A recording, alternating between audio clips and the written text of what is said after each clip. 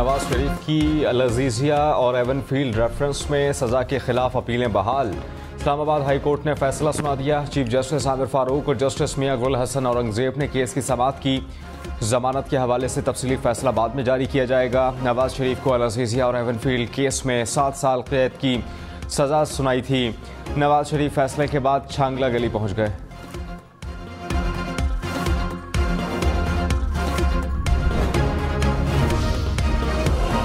Chairman PTI की cypher trial रोकने की दरखास्त मुस्तरद। Chief justice Islamabad high court ने फैसला सुना दिया। ट्रायल कोर्ट को चेयरमैन पीटीआई को शफाफ ट्रायल का हक देने की हिदायत। साइफर केस में खराज मुकदमा की दरखास्त पर फैसला कल सुनाया जाएगा। चेयरमैन पीटीआई की जमानत की दरखास्त पर भी chief justice Islamabad high court कल फैसला सुनाएंगे।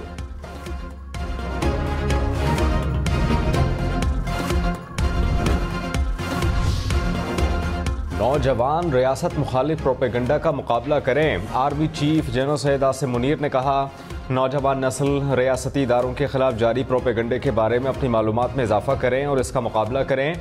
दानिशवरों और सिविल सोसाइटी की ज़्यादा जिम्मेदारी है कि वो इस बात को यकीनी बनाएं हर पाकिस्तानी की हिफाजत और सलामती इंतहाई अहमियत की हामिल है, जिस पर किसी भी कीमत पर समझौता करने की इजाज़त नहीं दी जा सकती।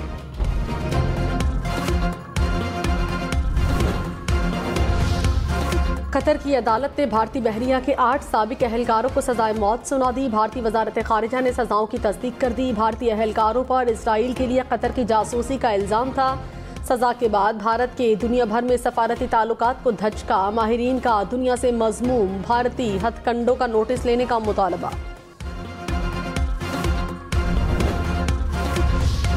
मौलाना फजलुर रहमान से तहरीक इंसाफ के वफ्द की मुलाकात। असद कैसर, अली मोहम्मद खान, बैरिस्टर सैफ समेत साबिक अरकान असम्बली शामिल।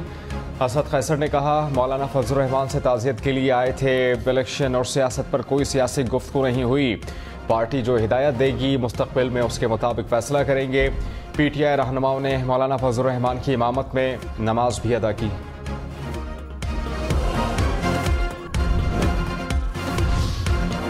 नैब की नवाज शरीफ की दरखास्तों की हिमायत। प्रोसिक्यूटर जनरल नैब ने कहा, अपीलें बहाल करने पर कोई एतराज नहीं। पहले भी बता चुके, नवाज शरीफ को गिरफ्तार नहीं करना चाहते। अदालत में अबूरी रिलीफ से इत्तफाक किया। मीडिया पर तासुर किया कि जैसे नैब ने सरेंडर कर दिया, ऐसा नहीं है। जस्टिस मियां गुल हसन औरंगजेब ने कहा कि आप फैसले के हक में दलाइल देंगे। प्रोसिक्यूटर जनरल नैब बोले, शवाहिद का जायजा लेकर अदालत में मौक़िफ़ इख्तियार करेंगे।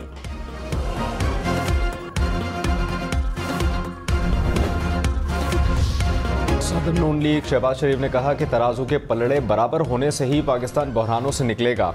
अपीलों की बहाली निज़ाम अदल पर लगने वाले धब्बे को धोने की तरफ कदम है। नवाज शरीफ से मोहब्बत करने वाले को मुबारकबाद। कहा, फतह इंसाफ की होगी।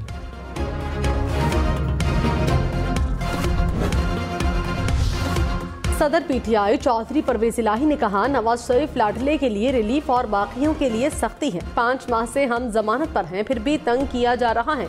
हमने हमेशा इदारों और अदालतों का एहतराम किया। शरीफों ने हमेशा जजिस के खिलाफ बातें की।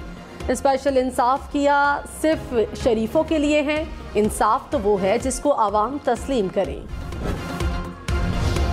कराची, लाहौर, इस्लामाबाद समेत मुल्क भर में सर्दियों में घरों में गैस 8 घंटे आएगी। निगरान वज़ीर तवानाई मोहम्मद अली ने कहा, गैस की कीमतों में इजाफे का तंदूर वालों पर असर नहीं होगा। गैस की कीमत बढ़ने से गर्दिशी कर्ज नहीं बढ़ेगा। महंगी गैस लेकर सस्ती नहीं दे सकते। जो हालात हैं, लगता है कि घरों को एलपीजी पर शिफ्ट होना होगा।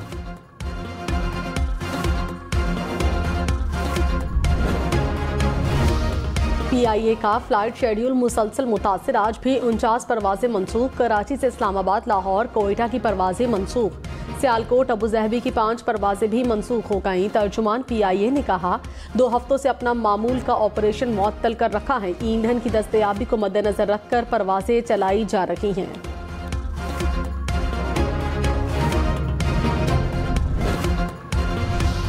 Army chief general Syed Asim Munir ने कहा, मुसल्लह अफवाज, सिक्योरिटी और इंटेलिजेंस इदारे दहशतगर्दी की लानत का बहादुरी से मुकाबला कर रहे हैं। हम एक मजबूत कौम हैं जिसने अमन और इस्तेहकाम के लिए बहुत सी आजमाइशों को बर्दाश्त किया। अवाम के मुसलसल ताउन से कामयाबी हमारा मुकद्दर होगी।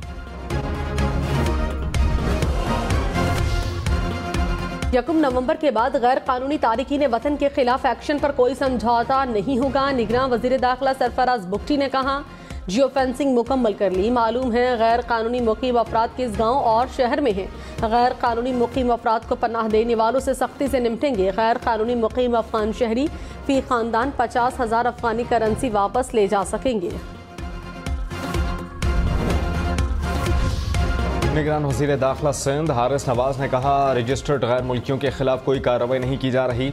तारीखीन वतन के हवाले से जियो फेंसिंग करेंगे। निगरान वजीर दाखिला बलूचिस्तान जुबैर जमाली बोले, गैर कानूनी मुकीम गैर मुल्की 1 नवंबर से पहले खुद चले जाएं। किसी के साथ गैर इंसानी सलूक नहीं होगा।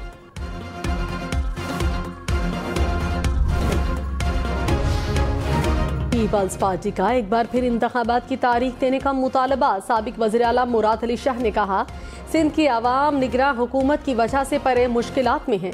निगरान हुकूमत का दौरानिया बढ़ा तो मसाइल पैदा होंगे। शफाफ इलेक्शन मसाइल का हल है। जनवरी के आखिर की तारीख दे दे तो बेचैनी कम हो जाएगी। इंतखाबात मुलतवी होने का कोई इम्कान नहीं। इलेक्शन कमीशन का सदर ममलिकत डॉक्टर आरिफ अलवी के बयान पर रद्द-ए-अमल। कहा कि हल्का बंदियों का पहला मरहला मुकम्मल हो चुका। 30 नवंबर को हल्का बंदियों की हतमी फहरिस्त शाया हो जाएगी। हतमी अशात के बाद इंतखाबात के शेड्यूल का ऐलान किया जाएगा। इसमें किसी भी किस्म का इबाहम नहीं। सदर ममलिकत के बयान से तासुर गया कि शायद इलेक्शन मुलतवी हो जाएं। निगरान वज़ीर आज़म अनवारुल हक काकड़ से अमरीकी सफ़ीर डोनाल्ड ब्लूम की मुलाकात। दो तरफा अमूर पर बातचीत। तर्जुमान अमरीकी सफारत खाने के मुताबिक मुलाकात में आम इंतखाबात के इनेकाद और इलाकाई अमूर भी ज़ेर बहस आए। अफगान शहरियों की अमरीका मुंतकली पर भी तबादले ख्याल। Army chief general Syed Asim Munir से नेशनल सिक्योरिटी वर्कशॉप के शुरका की मुलाकात। शुरका को बैनुल-अक़वामी इलाकाई सिक्योरिटी, कौमी सलामती की सूरत हाल पर ब्रीफिंग। स्मगलिंग, बिजली चोरी समेत गैर कानूनी सरगर्मियों के खिलाफ इकदाम पर भी ब्रीफिंग। आर्मी चीफ ने खुसूसी सरमाकारी सहूलत काउंसिल के तहत मुआशी बहाली के इकदाम को उजागर किया। कहा, फौज आवाम की बेहतरी के लिए दीगर इदारों के साथ मिलकर काम करने में मसरूफ है।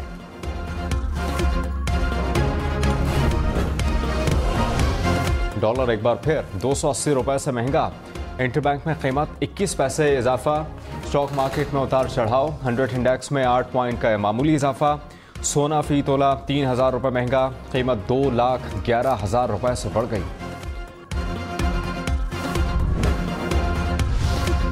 चेयरमैन पीटीआई से वकला को हफ्ते में 2 रोज मुलाकात की इजाजत। अहलिया बुशरा बीबी समेत फैमिली के लिए एक दिन मुख्तस। इस्लामाबाद हाई कोर्ट ने दरखास्त निपटा दी। वकील शेर अफजल मरवत ने कहा, 10 वकला को मुलाकात की इजाजत दी गई। एडिशनल अटॉर्नी जनरल बोले, जेल से बाहर आकर मुलाकात का सियासी इस्तेमाल न किया जाए। जस्टिस मियां गुल हसन औरंगजेब ने कहा, मुलाकात बामकसद और बामानी होनी चाहिए जिसमें लीगल एडवाइस दी जाए।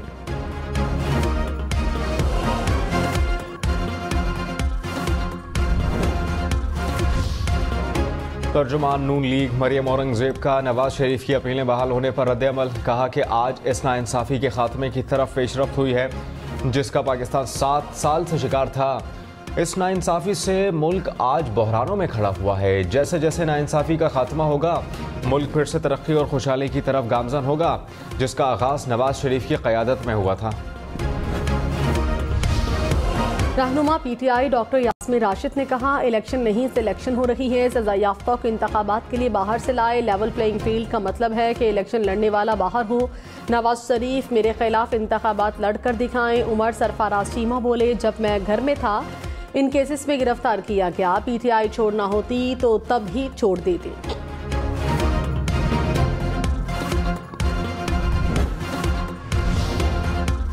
परवेज इलाही एक मुकदमे में डिस्चार्ज, दूसरे में एंटी करप्शन के हवाले। जाली भर्तियों के केस में 2 रोज का जिस्मानी रिमांड मंजूर।